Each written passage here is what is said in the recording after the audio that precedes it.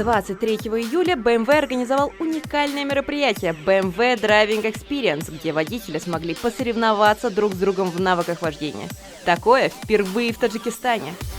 Участники могут не только продемонстрировать мощность их авто, но и показать свои навыки. Здесь речь идет не о том, кто быстрее развил скорость, а о том, кто лучше умеет водить. У нас 3 категории в зависимости от серии BMW. Это новинка для Таджикистана, и, как вы видите, люди наслаждаются умелой ездой, при этом не нарушая каких-либо законов. Принять участие в заезде смогли водители BMW. Всего соперничало 18 человек.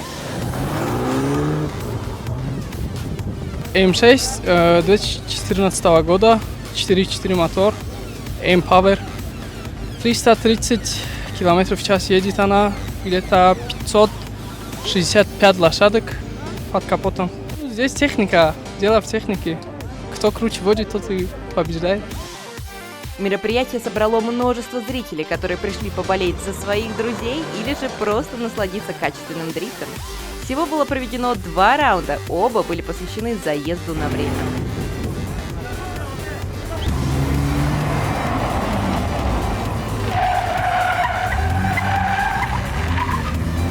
Скорость 360, а лошадка 520.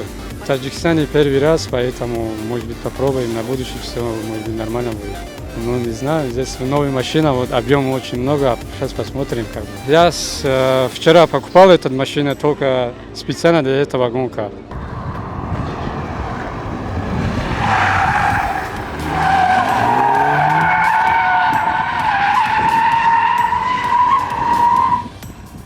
М5 F10 2015 года рестайлинг, Stage 1 плюс, 720 сил. Да, у меня много BMW. У меня 7 штук, все они усиленные, все собранные, кастомные.